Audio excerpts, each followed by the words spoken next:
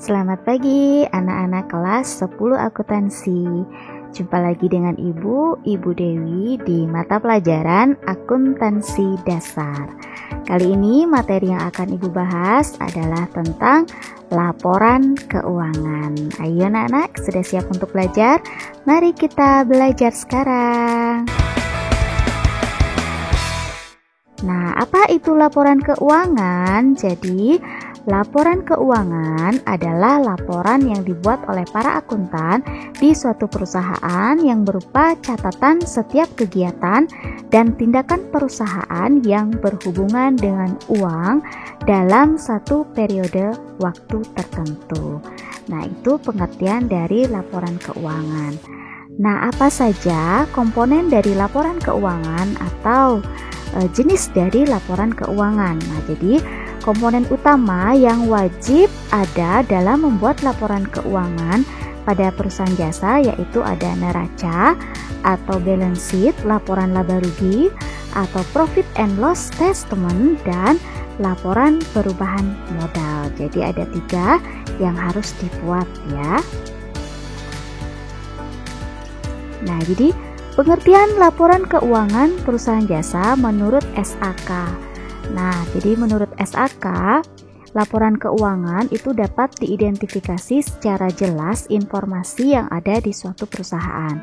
Nah, laporan keuangan tersebut meliputi 1, ada laporan laba rugi dan penghasilan komprehensif lain. Jadi, statement of income and other comprehensive income.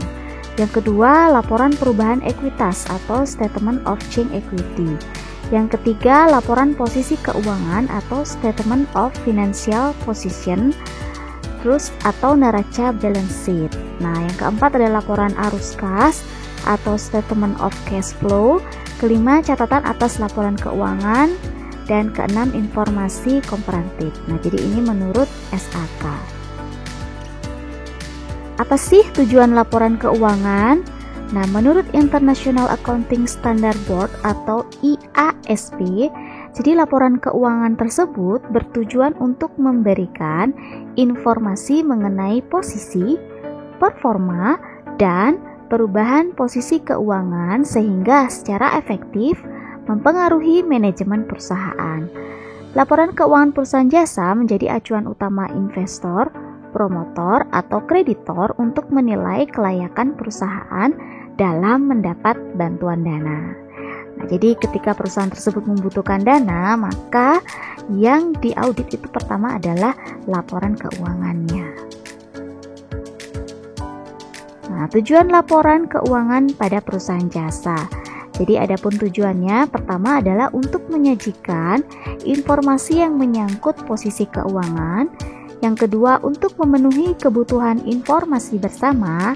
Dan yang ketiga adalah untuk menyatakan apa yang telah dilakukan oleh manajemen.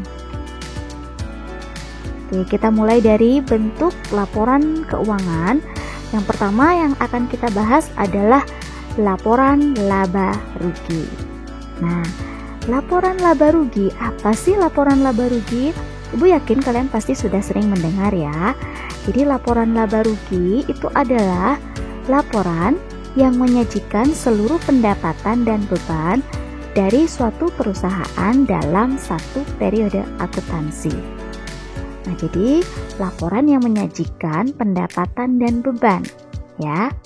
Yang kedua, ini terdapat 2 cara penyajian laporan laba rugi. Nah, jadi ada 2 penyajiannya atau bentuknya ya. Pertama ada bentuk single step. Nah, bentuk single step itu adalah bentuk laporan laba rugi menjumlahkan seluruh pendapatan dan semua beban yang ada.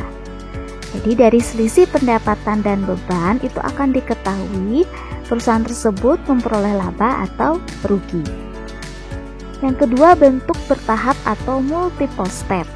Nah, jadi pada prinsipnya bentuk laporan laba rugi ini sama dengan bentuk yang sebelumnya ya. Sama, hampir mirip dengan single step, hanya saja ada perbedaannya. Perbedaannya itu yaitu kalau dia berbentuk multiple itu akan ada pengelompokan atas jenis pendapatan dan jenis beban. Nah, jadi kalau yang single itu pendapatannya dijadikan satu, beban dijadikan satu. Nah, kalau yang bentuk bertahap itu dikelompokkan lagi jenis pendapatan dan jenis bebannya. Contohnya, pendapatan. Jadi antara pendapatan usaha dan pendapatan di luar usaha itu dikelompokkan tersendiri. Nah, begitu pula dengan beban. Jadi dibedakan menjadi beban usaha dan beban di luar usaha. Nah, kemudian dari selisih pendapatan dan beban nanti akan diketahuilah jumlah laba atau rugi suatu perusahaan. Nah, paham ya anak-anak ya? Ibu lanjut. Nah, kalian harus bisa memahami kapan ya perusahaan itu dikatakan laba atau rugi. Laba itu terjadi ketika pendapatan itu lebih besar daripada beban. Jadi, pendapatan lebih besar daripada beban-beban yang dikeluarkan, maka perusahaan tersebut dikatakan memperoleh laba. Sedangkan rugi itu terjadi ketika pendapatan itu lebih kecil daripada beban-beban. Nah, jadi pendapatan lebih kecil daripada beban, maka perusahaan itu dikatakan memperoleh rugi.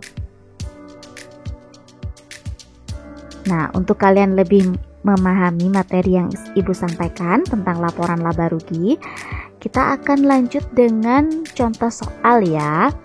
Jadi ketika kita selesai membuat neraca lajur, tahap berikutnya pada siklus akuntansi itu adalah membuat laporan keuangan. Yang pertama adalah membuat laporan laba ruginya. Nah, ini sudah disediakan neraca lajur ya, atau worksheet.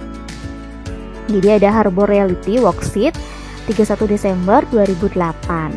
Nah, dari worksheet ini atau neraca lajur ini kita akan buatkan laporan laba ruginya.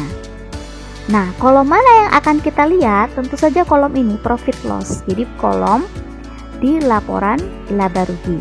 Nah, jadi kan biasanya di sini neraca saldo, jurnal penyesuaiannya ya.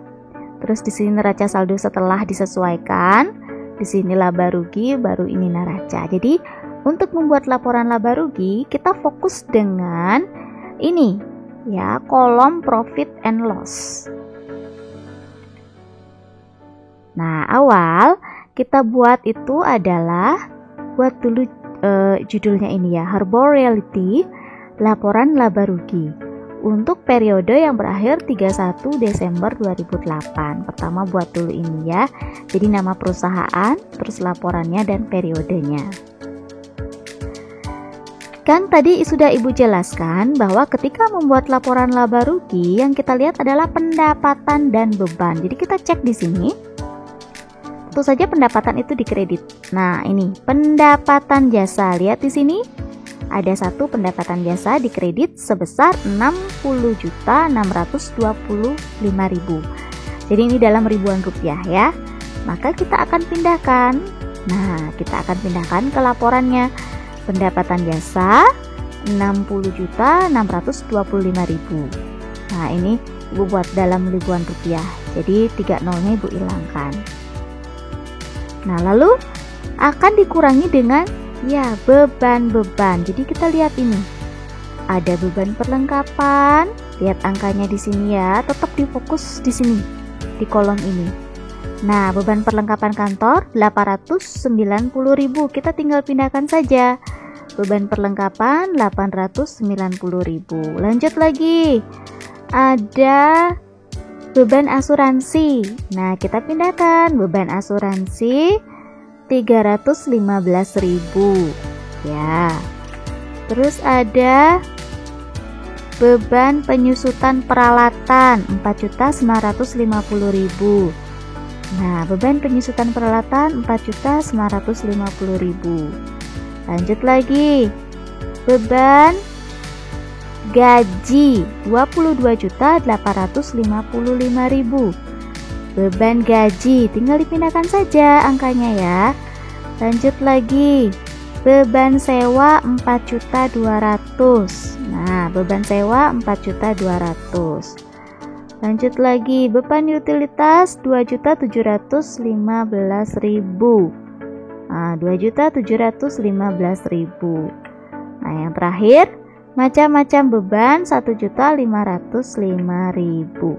1.505.000. Adakah beban lagi? Habis. Jadi ada berapa beban di sini? 1, 2, 3, 4, 5, 6, 7. Ada 7. 1, 2, 3, 4, 5, 6, 7. Pas ya. Nah, lalu beban ini akan kita jumlahkan untuk kita ketahui jumlah beban. Nah, jadi saat kita jumlahkan, jumlahnya 37.430.000. Nah, jumlahnya pasti akan sama ya. Ini kan kita sudah jumlahkan ya. Ini adalah jumlah beban, ini adalah jumlah pendapatan. Nah, sekarang tinggal kita kurangkan saja. Pendapatan jasa dikurangi beban, dikurangi jumlah beban. Jadi hasilnya 23.195.000. Nah, ini adalah laba. Kenapa laba? Karena angka pendapatan jasa lebih besar daripada jumlah beban. Jadi perusahaan tersebut memperoleh laba. Nah, laba ini pasti sama di neraca lajur ini, dia selisihnya. Nah, angkanya pasti sama. Paham ya? Nah, ini sudah Ibu berikan ini ya. Jadi ini clue untuk kalian ketika membuat laporan laba rugi. Yang kalian lihat adalah kolom laba rugi atau profit and loss pada neraca lajur. Jadi fokus kalian lihat kolom ini. Nah, gampang ya buat laporan laba rugi. Tinggal melihat kolom laba rugi pada neraca lajur dan lihat angka yang dikredit dan yang didebitnya. Jadi angka pendapatan dan beban. Oke, bisa Ibu lanjut ya. Itu untuk laporan laba rugi. Yang kedua, laporan perubahan modal. Jadi, apa itu laporan perubahan modal? Laporan perubahan modal atau laporan perubahan ekuitas itu adalah bentuk laporan keuangan perusahaan jasa yang secara khusus menyajikan informasi mengenai segala perubahan yang terjadi pada modal atau ekuitas suatu perusahaan pada suatu periode akuntansi. Nah, jadi ini berhubungan dengan modal ya. Apa saja unsur-unsur atau komponen dalam laporan perubahan ekuitas atau modal? Nanti akan ada modal awal. Terus ada laba atau rugi bersih. Lalu ada prive dan yang terakhir ada modal akhir atau ekuitas akhir. Nah, kapan terjadi penambahan atau pengurangan modal? Nah, jadi nanti pada laporan perubahan modal tentu saja akan terjadi penambahan atau pengurangan modal.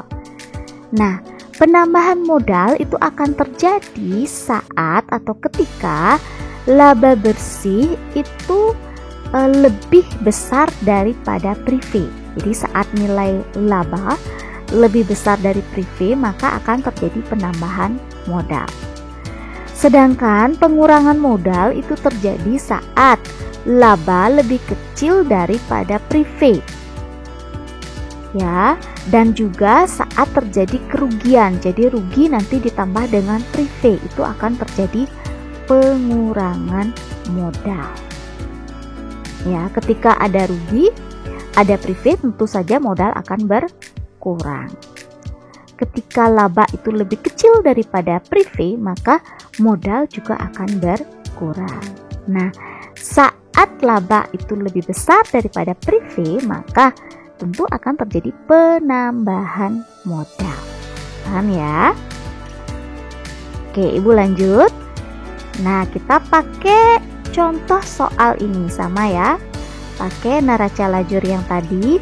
Sekarang kita akan membuat laporan perubahan modalnya. Nah, seperti apa laporan perubahan modalnya? Nah, jadi ketika kita membuat laporan perubahan modal, seperti yang tadi komponennya ada modal awal, ya. Modal awal. Kita lihat modal awal ini di mana ya? Nah, kita lihat di kolom neraca. Ya, kita lihat di kolom neraca modal Roger. Jadi ini dia modalnya. Ini adalah modal awal 29 juta. Nah, ini modal awalnya 29 juta. Lalu tadi ada laba. Laba ya. Jadi komponennya modal awal, laba atau rugi, prive, dan modal akhir. Yang kedua laba. Ini kan tadi memperoleh laba. Nah, laba itu kita bisa lihat di neraca lajur atau kita lihatnya di laporan laba rugi yang sudah kita buat sebelumnya. Jadi di sini kita lihat, oh ternyata dia mendapat laba. Labanya adalah 23.195.000. Nah, jadi kita tinggal pindahkan.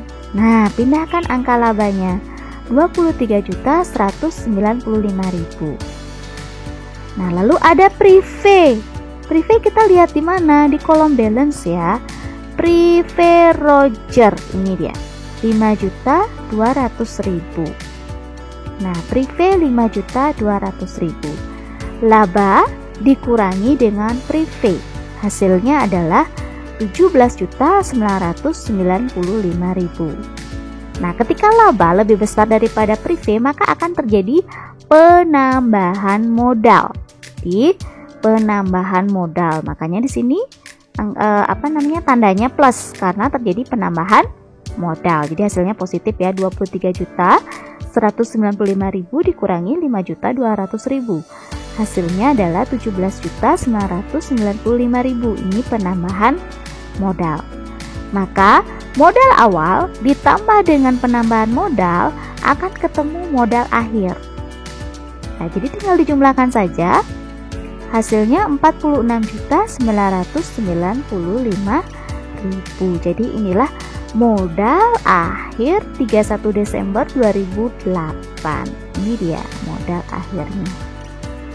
Nah, mudah ya. Jadi di sini sudah Ibu buatkan catatan untuk membuat atau menyusun laporan perubahan modal. Caranya adalah lihat neraca lajur kolom neraca atau balance untuk melihat angka modal awal dan prive.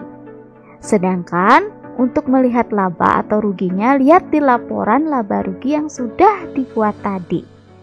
Kalian lihat di laporan laba rugi yang sudah kita buat sebelumnya. Paham ya anak-anak ya? Nah, sekian dulu ya penjelasan dari Ibu tentang laporan keuangan, yaitu laporan laba rugi dan laporan perubahan modal. Silahkan kalian catat materi yang sudah Ibu sampaikan, lalu pahami dengan baik. Bisa kalian orek-orek ya buat contohnya. Nah, biar kalian lebih paham, jadi kalian harus sering latihan. Sekian dulu untuk pertemuan kita hari ini. Semoga kalian bisa memahami materi yang sudah Ibu sampaikan. Sampai jumpa di pertemuan berikutnya. Terima kasih.